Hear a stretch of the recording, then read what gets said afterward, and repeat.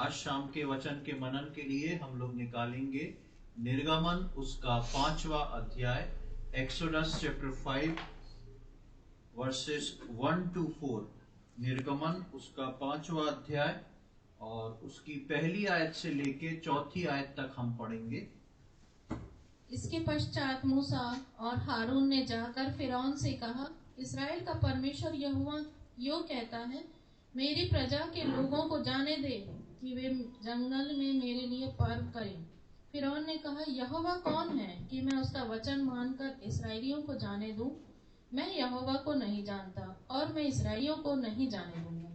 उन्होंने कहा, इब्रियों के परमेश्वर ने हमसे भेंट की है, इसलिए हमें जंगल में 3 दिन के मार्ग पर जाने दे कि अपने परमेश्वर यहोवा के लिए बलिदान करे। ऐसा ना हो कि वह हम में मरी फैलाए या तलवार चलवाए। मिस्र के राजा ने उनसे कहा, हे मूसा, हे हारून, तुम क्यों लोगों से काम छुड़वाना चाहते हो? तुम जाकर अपना अपना बोझ उठाओ। हाँ, पिछले दिनों में हम लोग देख रहे थे कि जितनी भी बातचीत हो रही थी वो परमेश्वर और मूसा के बीच हो रही थी, और उसके बाद मूसा ने हारून को बताया, और उसके बाद वो बातचीत जो थी मूसा हारून के द्वारा वहां के जो पुरनिये उनने चुने थे और जो दूसरे लोग थे उनके बीच में हो रही थी। तो ये सारी बातचीत जो थी जिस मकसद से हो रही थी उस मकसद को हम 5वें अध्याय में उसकी शुरुआत को देखते हैं। 5वें अध्याय में जब हम आते हैं तो हम देखते हैं कि परमेश्वर ने जब मूसा को चुना था और जिस काम को बोला था वो काम जो है 5वें अध्याय में पूरा होता। 3रे अध्याय में परमेश्वर ने मूसा को दर्शन दिया था और 4थे अध्याय में ये सारी बातचीत मूसा को परमेश्वर ने बताया था। मूसा की अपनी यात्रा निकलती है और उसके बाद वो हारून से मुलाकात करता है। इस रीति से आके 5वें अध्याय में आते हैं तो मूसा का वो मकसद हम सबसे पहले देखते हैं और उसमें पढ़ते हैं, इसके पश्चात मूसा और हारून ने जाकर फिरौन से कहा। मूसा और हारून का फिरौन के पास पहुंच जाना एक आश्चर्य कर्म था जो बाइबल में हिडन है, जो बाइबल में छुपा हुआ है। मूसा सीधा जाके फिरौन से नहीं मिल सकता था, और मूसा और हारून जो थे एक तरह से वहां के इब्री थे, यानी कि फिरौन के गुलाम थे। वो लोग जाके फिरौन के सामने यूं ही खड़े होने नहीं चाहिए कि चलो आज बात करना है तो हम जाके फिरौन से बात करके आए। ये लोग जब वहां पर बात करने जाते हैं तो इनकी मुलाकात फिरौन से ही एक आश्चर्य कर्म था जो कि बाइबल में खुल के लिखी हुई नहीं है, लेकिन क्योंकि परमेश्वर ने इनको भेजा था तो ये जो है वहां पर पहुंच जाते हैं। बाइबल के बाहर जो रब्बियों के लिटरेचर हैं, जो यहूदी रब्बियों के लिटरेचर हैं, वो इस बात को बताते हैं कि उस समय में फिरौन के दरबार में, फिरौन के महल के बाहर उनके जो मेन अंदर जाके जो गेट हुआ करता था वहां पर 2 लेपर्ड हुआ करते थे, यानी कि तेंदुए हुआ करते थे जो कि खुले छोड़े जाते थे, और उन तेंदुओं को ऐसा ट्रेंड किया जाता था कि वो उस उतने एरिया में ही रहते थे, दरवाजे के उतने एरिया में रहते थे, और कोई भी व्यक्ति जो है महल में यूं ही नहीं घुस सकता था। कोई भी व्यक्ति जो है महल में यूं ही नहीं घुस सकता था। सैनिक तो बाद में थे, ये 2 तेंदुए जो थे मेन दरवाजे पे घूमते थे, वहीं पर बैठते थे। और इस प्रकार वो रेबेनिक लिटरेचर बताता है कि जब मूसा और हारून वहां पर आते हैं तो ये तेंदुए जो हैं मूसा के साथ खेलने लगते हैं।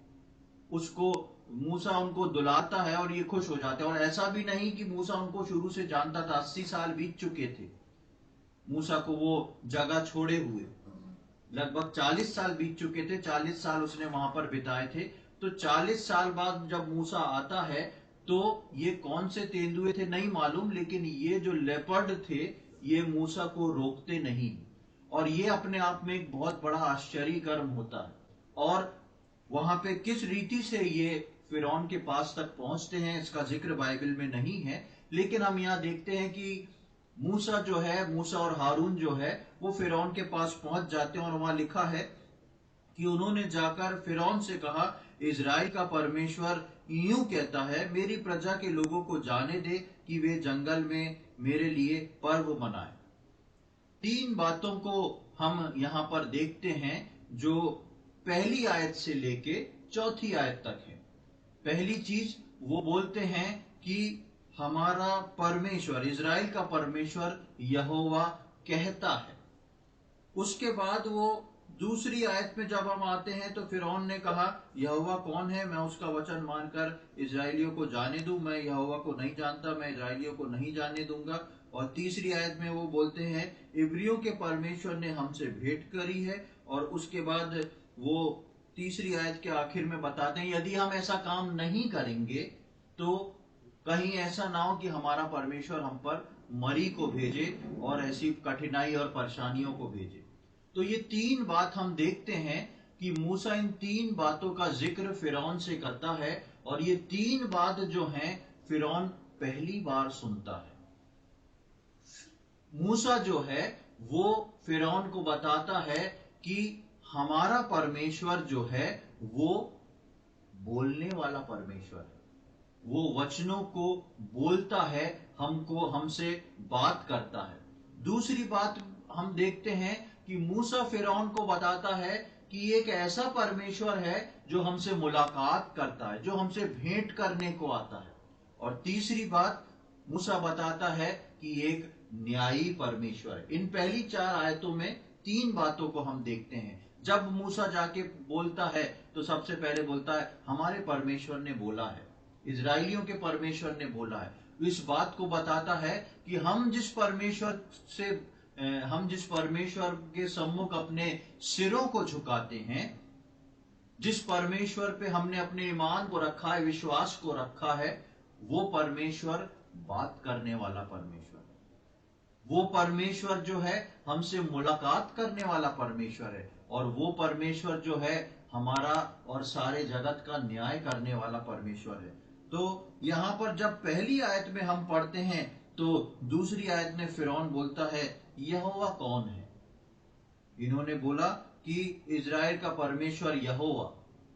तो फिरौन सबसे पहली बार इस शब्द को सुन रहा है और वो बोलता है, ये यहोवा कौन है। मेरे राजसी ठाट बाट में इतने वर्ष में अभी तक जो है मैंने इसको सुना नहीं। ये कौन है जो आके मेरे लिए समाचार को पहुंचा रहा है। और हम देखते हैं कि तीसरी आयत में वो बोलता है, इब्रानियों के परमेश्वर ने हमसे भेंट की है। यानी कि मूसा यहां पर बता रहा है ये हमसे मुलाकात करने वाला परमेश्वर है।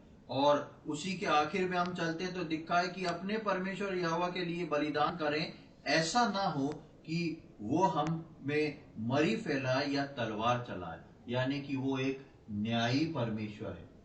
तो 3 बात मूसा जो है फिरौन के सम्मुख रखता है और बताता है। फिरौन जो था बहुत वर्ष से, लगभग फिरौन के बाप दादा लोग जो दूसरे फिरौन थे वो सब के नीचे इजरायली जो थे वो गुलामी में थे। लगभग 430 वर्ष बीत गए हैं, लेकिन ये इजरायली अब तक इन इजरायलियों के परमेश्वर के नाम को नहीं जाने। 430 वर्ष बीत गए हैं, इन इजरायलियों के परमेश्वर के बारे में, उसके नाम को नहीं जानते हैं फिरौन और उसके सारी सेना। ये किसके लिए शर्म की बात है? किसके लिए शर्म की बात है? इजरायलियों के लिए शर्म की बात है। ये 430 वर्ष जो इजरायली हैं गुलामी में हैं, ये बेशक परमेश्वर से प्रार्थना करते थे, क्योंकि वहां लिखा है, जब हम 3 अध्याय में पढ़ रहे थे तो वहां लिखा है कि परमेश्वर बोलता है, मैंने उनके प्रार्थनाओं को सुना है, मैंने उनके गिड़गिड़ाने को सुना है, मैंने उनके आंसुओं को देखा है। ये प्रार्थना करते थे, सब कुछ करते थे, लेकिन इनके बारे में इन 430 वर्ष में फिरौन और उसका राज्य जो है नहीं जान पाया कि इनके परमेश्वर का नाम भी क्या है। बेशक उस वक्त वो इब्राहिम, इजाक, याकूब का परमेश्वर बोलते थे, लेकिन उस परमेश्वर से फिरौन जो है अनजान है। प्रियो, मेरे को और आपको इस दुनिया में परमेश्वर ने इस रीति से रखा है कि हमारा परमेश्वर का नाम हमारे द्वारा जो है वो एक प्रकाश का काम करे, वो फैलने का काम करे, वो पता होने का काम करे कि इनका परमेश्वर आखिर कौन परमेश्वर है। इसलिए परमेश्वर ने जब मूसा को भेजा तो और मूसा जब जाके फिरौन से बात करता है तो इन तीन बातों को प्रकट करता है। ये परमेश्वर बोलने वाला परमेश्वर है, ये परमेश्वर हमसे मुलाकात करने वाला परमेश्वर है, ये परमेश्वर जो है एक न्यायी परमेश्वर है। और इन तीनों बातों को हम देखते हैं कि मूसा जो है फिरौन के पास रखता है, फिर चाहे भलाई फिरौन सुने या ना सुने, लेकिन परमेश्वर की उस बात को, उसका तरीके को, वो परमेश्वर कौन है, उसका स्वभाव कैसा है, उसको मूसा जो है वो लाके रख देता है फिरौन के सामने। एक दो आयत को हम पढ़ेंगे। भजन 135 साम्स 135 उसका 13 से लेकर 18 तक पढ़े। वहां पर देखें क्या लिखा हुआ है। भजन 135 उसकी 13वीं आयत से लेकर 18वीं आयत तक हम पढ़ेंगे। Sam's 135 13 to 18। हे यहोवा, तेरा नाम सदा स्थिर है। हे यहोवा, जिस नाम से तेरा स्मरण होता है वह पीढ़ी पीढ़ी बना रहेगा। यहोवा तो अपनी प्रजा का न्याय चुकाएगा और अपने दासों की दुर्दशा देखकर तरस खाएगा। अन्य जातियों की मूर्तें सोना चांदी ही हैं, वे मनुष्यों की बनाई हुई हैं। उनके मुंह तो रहता है परंतु वे बोल नहीं सकती, उनके आंखें तो रहती हैं परंतु वे देख नहीं सकती, उनके कान तो रहते हैं परंतु वे सुन नहीं सकती, न उनके कुछ भी सांस चलती है। जैसी वे हैं वैसे ही उनके बनाने वाले भी हैं, और उन पर सब भरोसा रखने वाले भी वैसे ही हो जाएंगे। यहाँ पर हम 13वीं आयत में देखते हैं कि हे यहोवा, तेरा नाम सदा स्थिर है, और हे यहोवा, जिस नाम से तेरा स्मरण होता है वो पीढ़ी से पीढ़ी तक बना रहेगा। आदम के समय से परमेश्वर का नाम जो चलता आया है वो आज की पीढ़ी से पीढ़ी तक बना है। और ये फिरौन जिसको मूसा आके बताता है कि इस प्रकार से तुमको हमारा परमेश्वर जो है जिसने हमसे बात करी है वो हमसे मुलाकात करता है और वो न्यायी परमेश्वर है, तो ये बात फिरौन के लिए बहुत ही अचरज करने वाली थी, बहुत आश्चर्यजनक थी। क्योंकि फिरौन जो थे, वहां के लोग जो थे, जिस प्रकार के बाल देवता और दूसरे मूर्ति पूजा में लगे हुए थे, वहां पर हम भजन में पढ़ते हैं कि अन्य जातियों की मूर्ति सोना चांदी की है, वे मनुष्य के द्वारा बनाई हुई है। जैसा मनुष्य को ठीक लगा उस प्रकार से उन्होंने बनाया। किसी को खौफनाक बनाया, किसी को भयानक बनाया, किसी को सुंदर बनाया, जिसकी इच्छा हुई, जिसमें जितने हाथ पैर जोड़ना थे उतने हाथ पैर जोड़े, किसी को आधा जानवर आधा मनुष्य बनाया, जो जैसी इच्छा हुई वैसा उनने बनाया। ये जब मिस्री लोग जिस स्टैच्यू के सामने, जिस मूर्ति के सामने झुकते थे, वो भी जो थी एक आधा मनुष्य और आधा जानवर था। ऐसी दो मुख्य मूर्तियां उनमें पाई जाती थी। और इन लोग ने जब उसको बना के जिस मंदिर में सेटल कर दिया था वहां से वो हिल नहीं सकते थे। तो ये फिरौन जो है बहुत अचरज में पड़ जाता है सोच के कि ये कैसा यहोवा है, हमारा जिससे हम प्रार्थना करते हैं वो तो वहीं पर खड़ा है जितने समय से बना रखा है। वो ना बोलता है, ना चलता है, ना देखता है, ना सुनता है, ना उसकी सांस चलती है, और ना वो इस प्रकार की बात करता है। ये कौन सा परमेश्वर है? इसलिए वो बोलता है मैं नहीं जानता ऐसे परमेश्वर को। वो बोल देता है मैं नहीं जानता, मेरे को नहीं मालूम ऐसा कोई परमेश्वर है। इसलिए वो विश्वास नहीं करता। और ये उसका विश्वास ना करना 430 वर्ष में इजराइलियों की वहां पर गुलामी रहने के बाद भी उनके लिए एक शर्म का कारण है कि मिस्र के लोग वहां के यहोवा परमेश्वर को नहीं जानते थे। इसलिए परमेश्वर ने उनको वहां से निकालने से पहले इतना कुछ कर दिया कि अंत में जो है वहां का फिरौन बोलता है मूसा का परमेश्वर जो है वो ही परमेश्वर है। वो आयत बाइबल में नहीं लिखी हुई है, लेकिन वो दूसरे लिटरेचर्स में इस प्रकार जब सब कुछ लुट जाता है तो मूसा अपने जीवन का उसका अंत होने से पहले बोलता है मूसा का परमेश्वर जो है वही सच्चा परमेश्वर है। प्रियो, मेरे को और आपको जिस परमेश्वर ने जिस मिस्र में रखा है, मिस्र जो है संसार को बताता है, ये मेरी और आपकी जिम्मेदारी है कि हमारे जीवन के द्वारा हमारा परमेश्वर का नाम महिमा पाए, हमारा परमेश्वर का नाम ऊंचा उठाया जाए, लोग हमको देख के जान सकें कि हमारे नाम से हमको बाद में जाने, हमको हमारे परमेश्वर के नाम से जाने कि ये इस परमेश्वर की संतान है, ये इस परमेश्वर को मानने वाले लोग हैं, जो बोलता है, इनसे मुलाकात करता है, इनसे बातचीत करता है, और इनके लिए वो एक न्यायी परमेश्वर भी।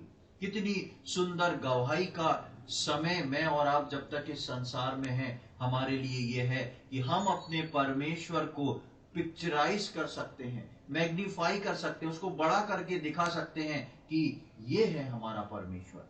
उसके बाद हम भजन में पढ़ा कि 18वीं आयत में लिखा है, जैसे वे हैं वैसे ही उनके बनाने वाले भी हैं, और उन पर सब भरोसा रखने वाले भी वैसे ही हो जाएंगे। और ये बात परमेश्वर का वचन ने जब लिखी है, उससे पहले हो चुका है और उससे बाद हो चुका है। जिन मिस्रियों ने परमेश्वर को नहीं माना, वो समुद्र के तले में जाके वैसे ही हो गए थे, वो मूर्त हो गए थे, मृतक हो गए थे, केवल उनका शव रह गया था, उनका सांस बंद हो गई, उनके आंख, उनकी नाक, उनके कान, उनका मुंह, सब कुछ बंद हो गया, क्योंकि उनका विश्वास जो था उन्हीं मूर्तों के ऊपर था। मेरे और आपके जीवन में ये एक बहुत बड़ी चेतावनी है। जो लोग परमेश्वर पर विश्वास रखते हैं, वो परमेश्वर के स्वरूप में बदलते जाते हैं, और जितना भी रह जाएंगे, प्रभु यीशु मसीह अपने आगमन पर मुझको और आपको पूरी तरह बदल के बादलों में उठा के अपने परमेश्वर पिता के पास लेके चला जाएगा। यहाँ पर हमने देखा कि किस प्रकार ये लोग जैसे थे वैसे हो गए। और एक बहुत सुंदर बात मैं आपको बताता हूं, ये मिजरी जो थे, जब हम आगे की ओर चलेंगे, जब परमेश्वर इनको छुटकारा देता है इजरायलियों को, तो लिखा है कि 6 लाख तो वयस्क आदमी लोग थे, और उसके बाद बच्चे और स्त्रियां, ये सब और थे, और उसके बाद लिखा है उनके साथ एक मिली जुली भीड़ चली। ये मिली जुली भीड़ कौन सी थी? ये मिली जुली भीड़ जो थी, ये मिस्र में रहने वाले उन लोगों की थी, जिन्होंने उन 10 विपत्तियों को देख के समझ गए थे कि हमको ये वाला परमेश्वर चाहिए। इसलिए जब मूसा इजरायलियों को लेके निकलता है, तो सिर्फ इजरायली मिस्र को छोड़ के नहीं गए थे, कई मिस्री जो थे इजरायलियों के साथ निकल गए थे। और जो मिस्री इजरायलियों के साथ निकल गए थे, उनके परमेश्वर पर भरोसा रख के उनकी स्थिति ऐसी नहीं हुई जो हम भजन 18 में पढ़ते हैं, कि उनके विश्वास करने वाले भी वैसे ही हो जाएंगे। मिस्री जो आखिर तक अपनी मूर्तों पे विश्वास किए, वो वैसे ही हो गए, समुद्र तल में जाके सो गए। लेकिन जिन मिस्रियों ने विश्वास कर लिया था परमेश्वर पर, वो वहां से छुटकारा पाके निकल गए, और इजरायलियों के साथ साथ वो उस मन्ने का भी अधिकारी बन गए। वहां के लोग जो खाते, जो पीते, जो रक्षा परमेश्वर ने उनकी करी, जो आशीष परमेश्वर ने इजरायलियों को दी, उन सब के अधिकारी वो मिस्री भी हो गए, जिन्होंने परमेश्वर पर विश्वास रखा। तो प्रियो, सबसे पहली बात जो हम 5वें अध्याय में देखते हैं कि इस प्रकार से परमेश्वर हमको बताता है, मेरा और आपका इस पृथ्वी पे रहना अपने परमेश्वर को प्रकट करने का सबसे पहला मकसद है। चाहे हम कितने भी व्यस्त रहें, अपने आप में, अपने परिवार में, अपने जीवन के द्वारा हम अपने परमेश्वर को प्रकट कर सकते हैं, बिना मुंह से एक शब्द निकाले। हमारे जीवन को देख के लोग समझ जाते हैं कि ये कौन है, ये क्यों एक फर्क व्यक्ति है, क्योंकि परमेश्वर उनके जीवनों के अंदर चमकता हुआ बोलता है। हमको भी मूसा के समान ये सत्य बताना है, और लोगों को आजाद करना है, और बंधनों में से निकालना है। बहुत सारे इजरायलियों को मूसा ने बंधन से निकाला, लेकिन उसके साथ साथ कई मिस्रियों को भी बंधन से निकाल दिया। मेरे और आपकी ये जिम्मेदारी है कि मैं और आप भी जब इस दुनिया से कूच करेंगे, जब इस दुनिया से निकलेंगे, तो इस संसार के कई ऐसे लोगों को भी लेके निकले जो बंधनों में है, जो इस बात को समझते नहीं है। वो केवल मेरी और आपके जीवन की गवाही से ही उनके लिए ये सब संभव हो सकता है। उसके बाद हम आते हैं निर्गमन 5वें अध्याय में वापस आएंगे और इसकी 6वीं आयत से लेके 9वीं आयत तक हम पढ़ेंगे। Exodus chapter 5 verse 6 to 9। फिरौन ने उसी दिन उन परिश्रम करवाने वालों को जो उन लोगों के ऊपर थे और उनके सरदारों को यह आज्ञा दी, तुम जो अब तक ईंटें बनाने के लिए लोगों को पुआल दिया करते थे, वह आगे को न देना, वे आप ही जाकर अपने लिए पुआल इकट्ठा करें। तो अभी जितनी ईंटें अब तक उन्हें बनानी पड़ती थी, उतनी आगे को भी उनसे बनवाना। ईंटों की गिनती कुछ भी न घटाना, क्योंकि वे आलसी हैं। इस कारण यह कहकर चिल्लाते हैं, हम अपने परमेश्वर के लिए बलिदान करें। उन मनुष्यों से और भी कठिन सेवा करवाई जाए कि वे उसमें परिश्रम करते रहें और झूठी बातों पर ध्यान न लगाएं। यहाँ पर हम आते हैं, अब मूसा और हारून जो है वो अपनी बात को फिरौन को बोल के चले गए। अब फिरौन जो है सोच रहा है कि अगर ये लोग चले गए तो काम कौन करेगा, क्योंकि तब तक इन 430 वर्ष में पूरी तरह सारा जो हार्ड वर्क था वो इजरायलियों से कराया जाता था। और फिरौन जो है अपने मिस्र के सरदारों को बुला के बोलता है कि अब इन लोगों के ऊपर काम को और अधिक बढ़ा दो, क्योंकि यदि काम का बोझ तुम कम करोगे, इसलिए इनके पास कई चीजें हैं सोचने को कि हम ऐसा कर लें वैसा कर लें, लेकिन इनके ऊपर काम का बोझ तुम यदि बढ़ा दोगे तो ये अपने आप व्यस्त रहेंगे, बिजी रहेंगे।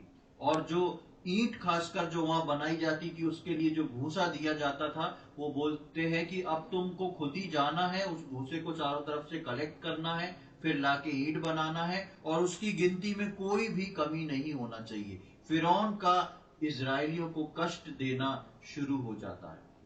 यहाँ पर एक ओर से आप देखेंगे तो परमेश्वर छुटकारे की बात लेके आया इजरायलियों के लिए, और दूसरी ओर हम देख रहे हैं कि जैसे ही वो बात रखी गई तो फिरौन जो है एकदम से अकबका जा रहा है। फिरौन इस बात को लाके एकदम से उनके ऊपर बोझ डाल जाता है।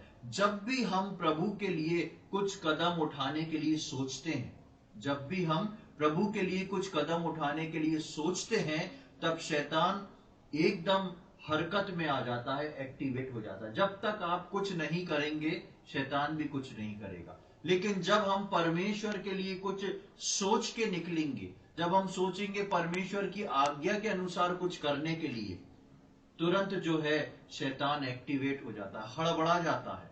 और हम वही बात देखते हैं कि ये इतना बड़ा फिरौन था, लेकिन ये उस 2 शब्द की बातों से हड़बड़ा जाता है।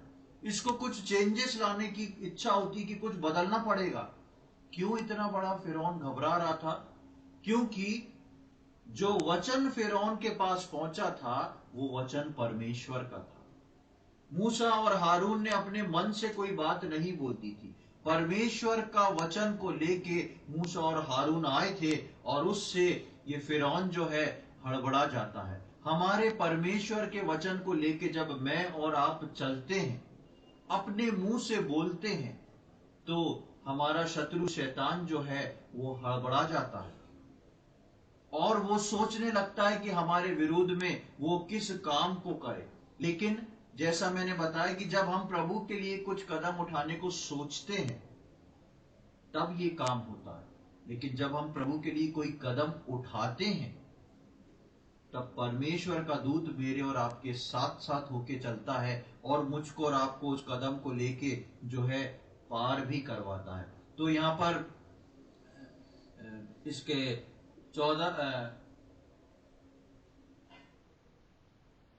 13 और 18वीं आयत में हमने देखा कि 13 से 18वीं आयत में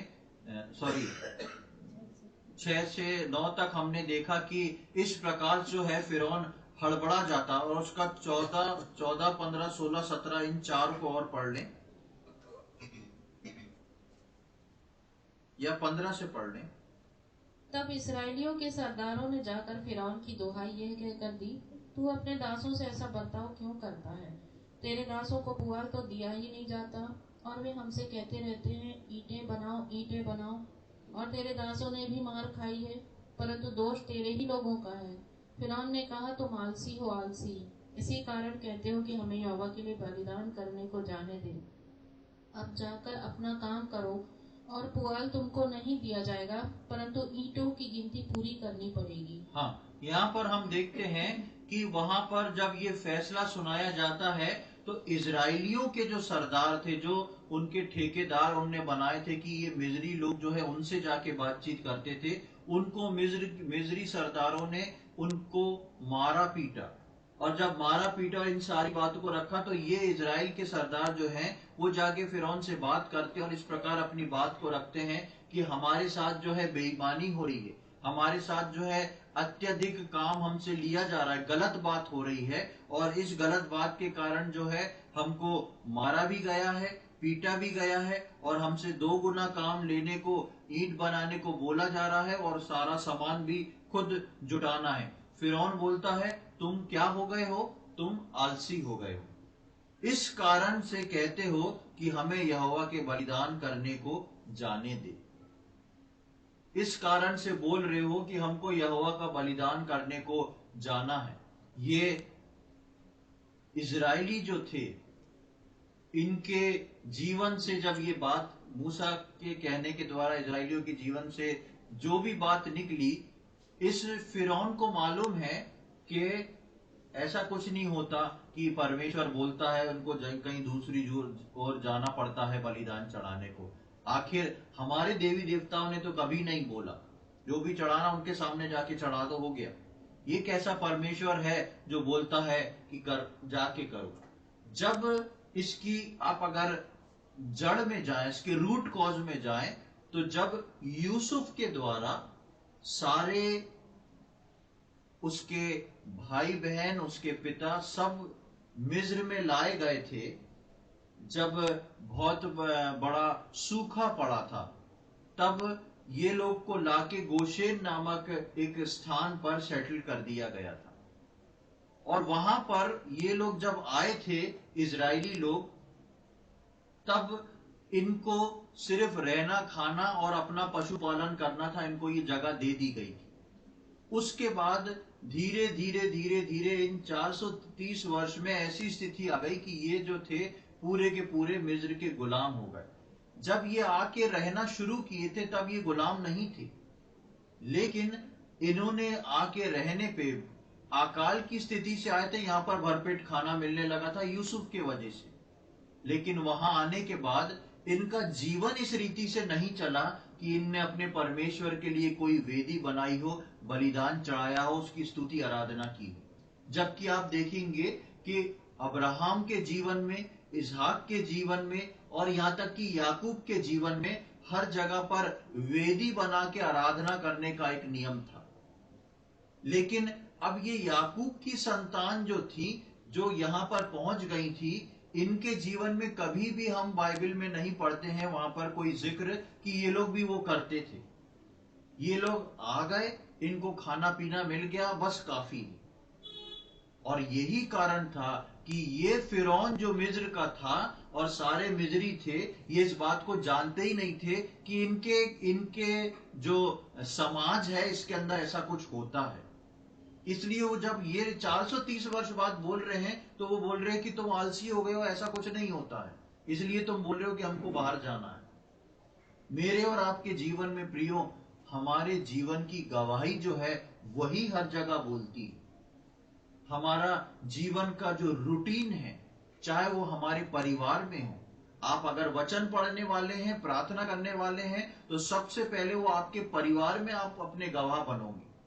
आपका परिवार जो है वो इस बात को देखेगा कि हाँ, ये व्यक्ति जो है सवेरे उठ के बाइबल पढ़ता है, प्रार्थना करता है, गीत गाता है, प्रभु के वचनों के अनुसार निर्णय को लेता है। यदि 10 साल आप ये सब काम नहीं करोगे और उसके बाद अचानक बोलोगे, तो आपके घर वाले बोलेंगे हमें क्या बात बता रहे हो। वैसे ही यही चीज जो है आपके समाज में, आपके रिश्तेदारों में काम होती है। सबसे पहले आपकी गवाही है जो आपके पैरों को दृढ़ करती है। इन लोगों ने, इजरायलियों ने इतने वर्ष में अपनी गवाही नहीं बनाई। ये खुश हो गए, अकाल से आ गए, खाने पीने को मिल रहा है, बहुत सारा पशुपालन है, सब कुछ अच्छा चल रहा है। जब सब कुछ अच्छा था तब परमेश्वर को नहीं पूछा, जब गुलामी में आ गए तब रोना शुरू करते हैं, फिर भी परमेश्वर उनकी दुहाई को सुनता है। हमारे जीवन में इससे ये सीख मिलती है कि हम जहां पर भी रहें, जिस भी परिस्थिति में रहें, अपनी एक गवाही को बना के रखें। चाहे वो हमारा ऑफिस हो, चाहे वो हमारा घर हो, चाहे वो हमारे रिश्तेदारों के बीच का जगह हो, हर जगह हम एक उत्तम गवाह के रूप में बने खड़े रहें, ताकि जिस दिन हम अपने परमेश्वर के बारे में बताएं या हमारा जीवन बोले, उस दिन दूसरा सुनने वाला हम पे उंगली ना उठाने पाए। उसके बाद हम देखते हैं, हम उसकी 19वीं आयत में आ जाएं कि 19वीं आयत में क्या लिखा है। जब इजरायलियों के सरदारों ने यह बात सुनी कि उनकी ईंटों की गिनती ना घटेगी और प्रतिदिन उतना ही काम पूरा करना पड़ेगा, तब वे जान गए कि उनके संकट के दिन आ गए हैं। हाँ, 19वीं आयत में जब हम आते हैं तो हम देखते हैं कि जब इजरायलियों ने सब कुछ देख लिया, अब सारी बातचीत हो गई, फिरौन ने ऑर्डर दे दिया, फिरौन से भी जाके बात कर ली, फिरौन ने बोला कुछ नहीं होगा, तुम सब आलसी हो, तुमको जैसा दिया गया वैसे ही करोगे। अब ना तो ये इजरायली वहां से निकल के भाग सकते हैं, इनको रहना वही है और करना वही है जो फिरौन बोलता है। और वहां पर हम देखते हैं कि तब जब उनने सब कुछ देख लिया, सब कुछ जान लिया, तब वे जान गए कि उनके कौन से दिन आ गए, संकट के दिन आ गए। परमेश्वर को पुकार रहे थे संकट से निकलने के लिए, पर क्या हो गया, क्या आया, डबल संकट आया। तो ये लोग जान जाते हैं कि हमारे संकट के दिन आ गए। प्रियो, हमारे छुटकारे से पहले संकट आना जो है स्वाभाविक है, हमेशा इस बात को ध्यान रखें। चाहे आप उद्धार पाने की दशा में हो, चाहे आप विश्वास में बढ़ने की दशा में हो, चाहे आप परमेश्वर के कोई कार्य करने के लिए की दशा में हो, हर चीजों से पहले संकट का आना जो है वो अनिवार्य है। जब परमेश्वर की मर्जी को हम लेके पूरा करने जाते हैं, तब सबसे पहले कठिन समय और संकट का समय आता है। इसलिए प्रभु यीशु मसीह के दूसरे आगमन के लिए जब प्रभु यीशु मसीह मत्ती 24 से लेके 28 तक कई चीजों को लाते हैं, तो उसमें कई जगह पर लिखते हैं कि अंत के समय कैसा समय होगा, कठिन समय आएगा, दुख का समय आएगा, विश्वासियों के लिए कठिन समय अंत के समय में आ जाएगा। और उसका कारण क्या होगा, क्योंकि यीशु मसीह आने वाला होगा और उन विश्वासियों का छुटकारा निकट होएगा। लूका रचित सुसमाचार में हम पढ़ते हैं कि ये सारी घटनाओं को देख के लोगों के जी में जी नहीं रहेगा, ऐसी कठिन परिस्थितियां आ जाएंगी। लेकिन जब ये परिस्थितियां आएंगी, उसके बाद ही प्रभु यीशु मसीह आएगा। ऐसी ही परिस्थिति हम यहाँ पर देखते हैं कि यहाँ पर गए तो वो परमेश्वर की दुहाई देने थे, परमेश्वर ने अपने लोग को भेजा, उनसे बातचीत करी, लेकिन अब वो जान गए हैं कि संकट का समय जो है आ गया। एक आयत को पढ़ें, दूसरा तिमोथी उसका 3रा अध्याय, 2 तिमोथी चैप्टर 3, दूसरा तिमोथी 3रा अध्याय,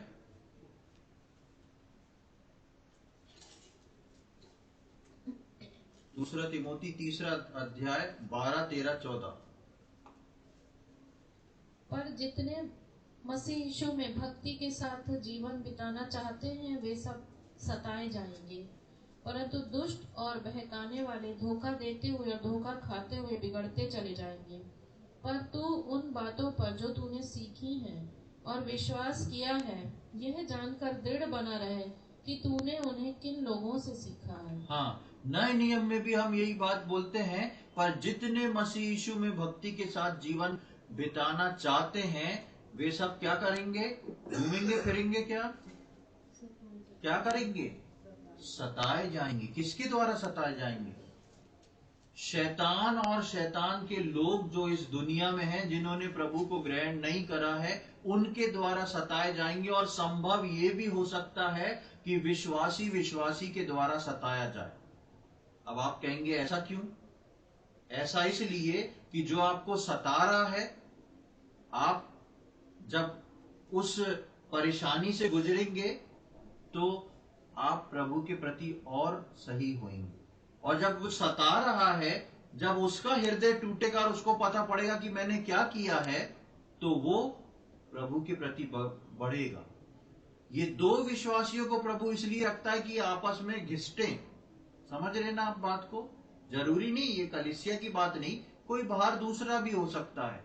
हमेशा आप ये सोचेंगे कि सब अच्छा अच्छा है, नहीं है। परमेश्वर विश्वासी विश्वासी को तैयार करता है।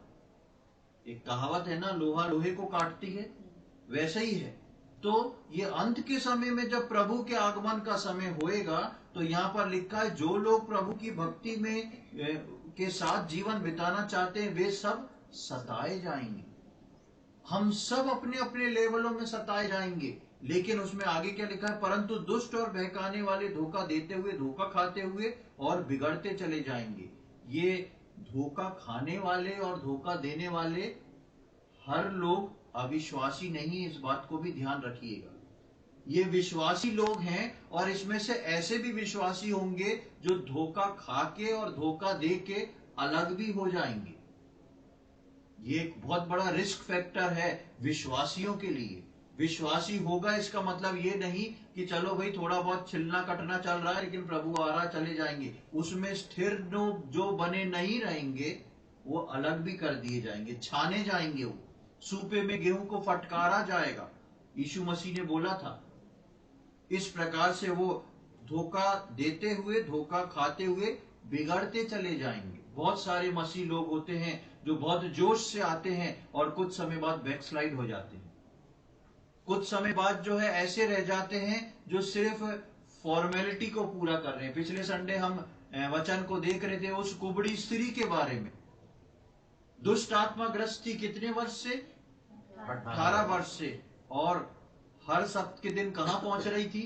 आराधनालय में पहुंच रही थी। ऐसे भी विश्वासी होते जिनका प्रभु से कट ऑफ है, लेकिन परमेश्वर के पास आराधनालय में जाके गाना भी गा रहे हैं, प्रार्थना भी कर रहे हैं, हाथ भी उठा रहे हैं, जय जयकार भी कर रहे हैं, सब कुछ करा और वापस प्रभु यीशु मसीह से कोई बात नहीं, और आराधना के लिए मुंह खोलना बंद। ये विश्वासी का दूसरा रूप है। ऐसे विश्वासियों के लिए लिखा है कि धोखा खाते हुए बिगड़ते चले जाएंगे। इन विश्वासियों को यीशु मसीह लेने नहीं आ रहा, क्योंकि ये वो विश्वासी नहीं जो अपनी कुप्पी में तेल लेके बैठे हैं। उन 10 कुंवारियों के समान इन कुंवारियों की गिनती, इन विश्वासियों की गिनती उन कुंवारियों में है जो अपनी कुप्पी में तेल लेके नहीं बैठे, और जब वो आ गया तब भगदड़ मचाना शुरू करी और दूल्हा आके उनको छोड़ गया। उसकी 14वीं आयत में हम पढ़ते हैं, पर तू इन बातों पर जो तूने सीखी है और विश्वास किया है, ये जानकर दृढ़ बना रहे कि तूने उन्हें किन लोगों से सीखा है। यानी कि अगर 12वीं आयत के अनुसार मसीह यीशु में भक्ति का जीवन बिताना है, तो चौकस और चौकन्ने रहना है, और जो बातें हमने परमेश्वर के वचन से सीखी हैं उन बातों में दृढ़ता से उनको थामे रह के पकड़े रहना है कि वो छूट ना जाए। कब तक पकड़े रहना है? यीशु मसीह के आगमन तक, ताकि हम किसी भी रीति से उसके अंदर बने रहें, उसको पकड़े रहें। इसलिए जब हर संडे को हम आराधना करते हैं और प्रभु भोज में से भाग लेते हैं, वो विश्वासियों के लिए बहुत एक अच्छा अवसर होता है, और हम हमेशा उसको लेने से पहले इस बात को बोला जाता है कि यदि हमारा संबंध परमेश्वर के साथ, प्रभु के साथ ठीक नहीं रहा, तो उस संबंध को ठीक करें, उस संबंध को वापस जोड़ें, अपने आप को प्रभु के लहू के नीचे, क्रूस के नीचे लाएं, क्षमा मांगे और फिर से संबंध जोड़ के इस प्रभु भोज में से भाग लें। इसलिए प्रभु भोज में से भाग लेना हर मुलाकात में जरूरी है, और प्रभु का वचन बोलता है जब कभी तुम मिलो इसमें से मेरी यादगार में ये किया करो। इसीलिए हम जो है हर संडे को प्रभु भोज लेते हैं, क्योंकि वचन यूहन्ना में लिखा है कि ये प्रभु भोज जो है मुझको और आपको क्या करता है? स्थिर रखता है। इसमें स्थिर रहने के लिए इसको दृढ़ता से थामे रहना जरूरी है। और इस बात को हम यहाँ पर पढ़ते हैं, तीमुथियुस को पौलुस लिखता है कि जो बातें तूने सीखी हैं, जिन वचनों को सीखा है, उनको तू दृढ़ता से थामे रहे। वापिस हम आ जाएं जल्दी से निर्गमन में, उसके 5वें अध्याय में, और उसकी 20 और 21वीं आयत में हम देखें वहां पर क्या लिखा हुआ है। जब वे फिरौन के सम्मुख से बाहर निकल आए तब मूसा और हारून जो उनसे भेंट करने के लिए खड़े थे उन्हें मिले, और उन्होंने मूसा और हारून से कहा, यहोवा तुम पर दृष्टि करके न्याय करे, क्योंकि तुमने हमको फिरौन और उसके कर्मचारियों की दृष्टि में घृणित ठहरा कर हमें घात करने के लिए उनके हाथ में तलवार दे दी है। अब हम देखते हैं कि जो इजरायली थे वो बाहर निकलते हैं, अंदर उनको खूब जम के सुनने को मिल गया। अब जब बाहर निकले तो क्या करना है? अब ये जो भर गया ये निकालना तो है ना कहीं। अब किस पे निकलेगा? मूसा पे निकलेगा। वो क्या, जैसे ही निकलते वहां बड़ा सुंदर लिखा है, और उन्होंने मूसा और हारून से कहा। और 20वीं आयत में जब वे फिरौन के सम्मुख से बाहर निकले तो जो उनसे भेंट करने के लिए खड़े थे उनसे मिले, और उन्होंने मूसा और बाहर निकले आए तब मूसा और हारून जो उनसे भेंट करने के लिए खड़े थे। मूसा हारून सोच रहे थे भाई अब पता नहीं क्या होगा, परमेश्वर ने बोला बता दिया है सब, अब बाहर निकल के सुनते हैं फैसला। और वो क्या क्या करे उनने? वो चढ़ बैठे मूसा और हारून पे कि तुमने तो बहुत बढ़िया काम कर दिया, हम तो जैसे तैसे काम कर रहे थे, तुमने हमारी आफत कर दी, और तुमने फिरौन के हाथ में क्या पकड़ा दिया? तलवार पकड़ा दी। कि पहले तो हम काम के बोझ से मरते थे, अब वो तलवार से मार रहा है हमको। और जैसे ही बातचीत शुरू करते हैं तो वो लोग क्या बोलते हैं? यहोवा तुम पर दृष्टि करके न्याय करे। किस पे? मूसा और हारून पे दृष्टि करे और न्याय करे। भेजा किसने उनको? मूसा और हारून को यहोवा ने भेजा। ये लोग क्या कह रहे हैं? वो ना जो तुम आके बातें बहुत बना ली ना, अब वो तुम्हारे ऊपर तुम्हारा न्याय करेगा, क्योंकि तुमने हमको मरवा डाला।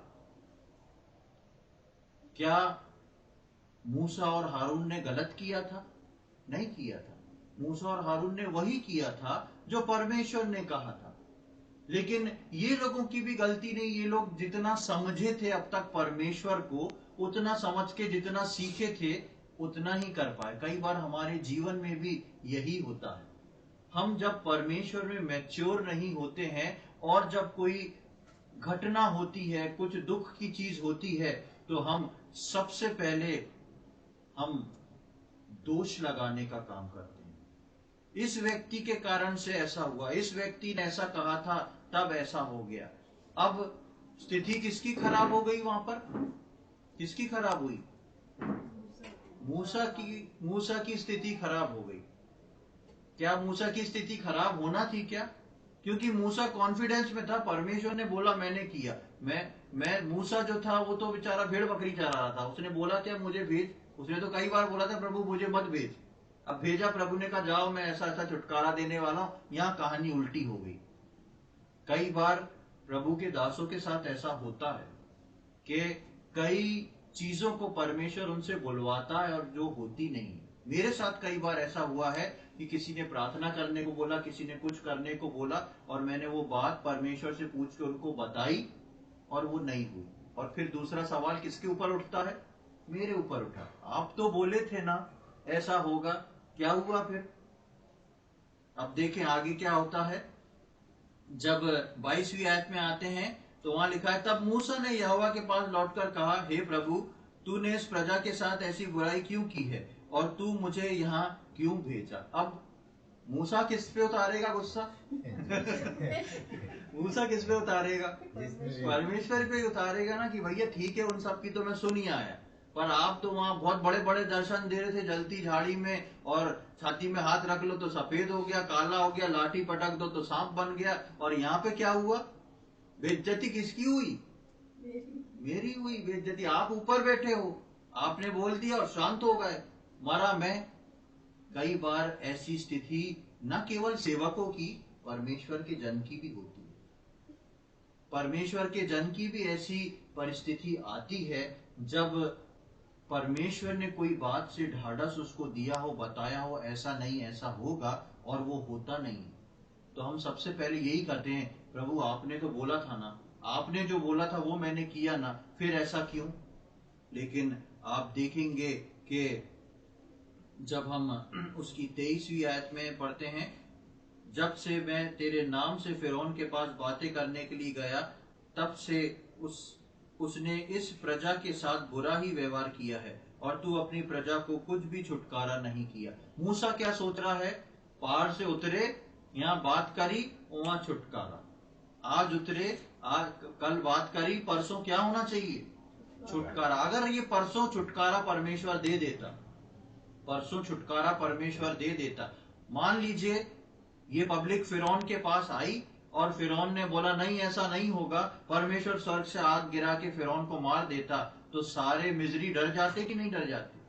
ये राजा को मार दिया इनके परमेश्वर ने, जो उन्होंने बोला था न्यायी परमेश्वर हो गया, सारे इजरायलियों के लिए द्वार खुल जाता, मूसा लेके चल देता। ये क्या हो जाता कि कल परमेश्वर ने दर्शन दिया, आज बात करी और दूसरे दिन छुटकारा हो गया। लेकिन ये परमेश्वर धीरज से काम करने वाला परमेश्वर है। वचन बोलता है कि उसकी बुद्धि और समझ में और हमारी बुद्धि और समझ में कितना अंतर है?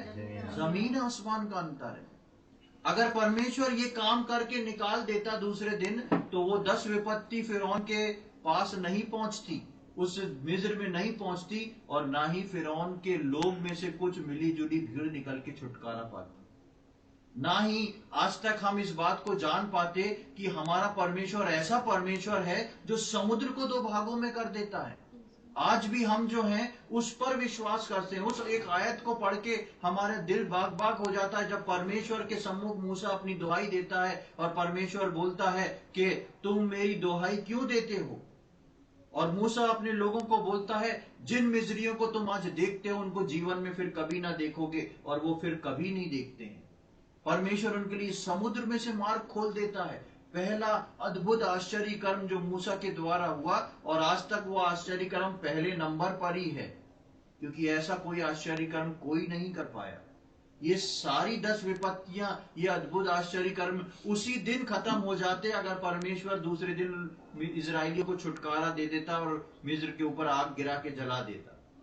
परमेश्वर ने लूत के समय में भी आग गिरा के जला दिया था, लेकिन परमेश्वर चाहता तो वो काम यहाँ पे भी कर सकता था, लेकिन परमेश्वर ने ऐसा नहीं किया। इन बातों को अभी मूसा भी नहीं समझ रहा है और इजरायली भी नहीं समझ रहे, इसलिए उनके मन में बहुत कड़वाहट है, प्रश्न चिन्ह है, प्रभु ऐसा क्यों, वैसा क्यों? मूसा भी बात बोल रहा, प्रभु आप ही ने तो बोले थे जाओ, और जब से मैं आया हूं तब से मैं देख रहा हूं कि फिरौन का मन ही खराब है, वो और उल्टा उल्टा करता जा रहा है। 6वें अध्याय की पहली आयत में हम आते हैं, वहां देखते हैं, तब यहोवा ने मूसा से कहा, अब तू देखेगा कि मैं फिरौन से क्या करूंगा जिससे वो उसको बरबस निकालेगा, वो तो उन्हें अपने देश से बरबस निकाल देगा। तब परमेश्वर एक ही जवाब मूसा को देता है कि अब तू देखेगा। कुछ चीजें होना जरूरी है। मेरे और आपके जीवन में परमेश्वर ने कुछ चीजों को रखा है, मुझको और आपको एक बड़े छुटकारे के लिए रखा है। और परमेश्वर के पास जब हम दुहाई देते हैं, परमेश्वर हमको भी बोलता है धीरज धरो, अब तुम देखोगे कि मैं क्या करने वाला हूं। प्रियो, मेरे और आपके जीवन में जब हम एक बड़े छुटकारे की बाट जो रहे हैं, ये मेरे और आपके लिए हमारे जीवन में जरूरी है कि हम उस छुटकारे की बाट जोते हुए धीरज से प्रभु पे भरोसा रख के चलें।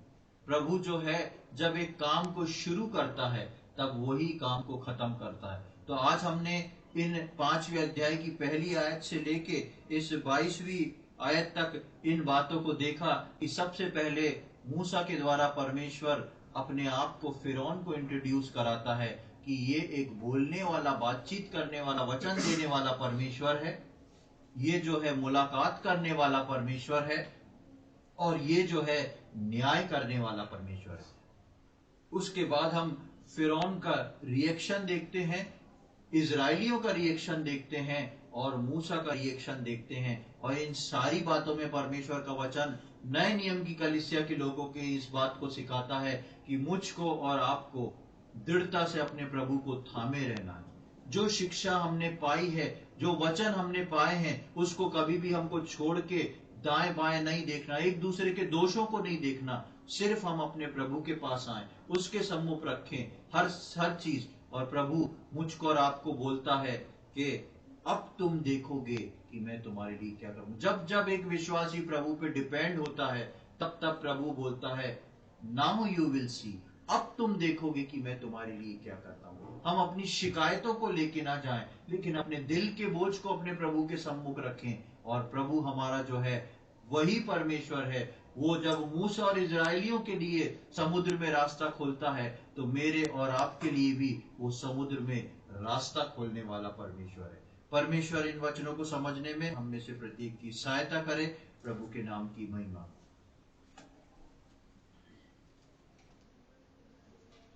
आइए हम प्रार्थना करें। प्रभु जी, हम धन्यवाद देते हैं इस सुंदर समय के लिए। एक और बार आपने हम सबके जीवनों में ये अवसर प्रदान किया है प्रभु के हम इस रीति से यहाँ पर उपस्थित हो सके, आपके वचनों को सुनने पाए। प्रभु हम आपको हृदय से धन्यवाद देते हैं। प्रभु जिन वचनों को हम सुन रहे थे, जिन वचनों को आज इन सब जितने जने हैं सबने सुना और आगे आने वाले समय में सुनेंगे, हम सबके लिए प्रार्थना और विनती करते हैं प्रभु जी, ये वचन हमारे अंदर देहधारी हो। प्रभु जी, इस वचन के अनुसार हमारे जीवनों के द्वारा हम आपको प्रभु सामने ला सकें।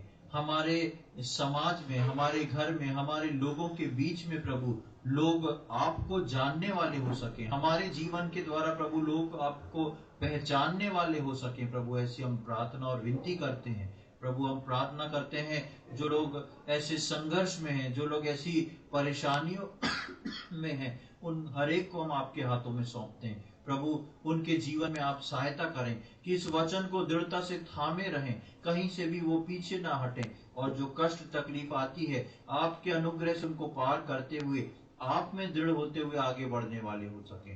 प्रभु प्रत्येक व्यक्ति के लिए हम प्रार्थना और विनती करते हैं और आपकी दया चाहते हैं। आगे आने वाले समय में प्रभु जी सब आपके उत्तम गवाह के खड़े होने वाले हो सके।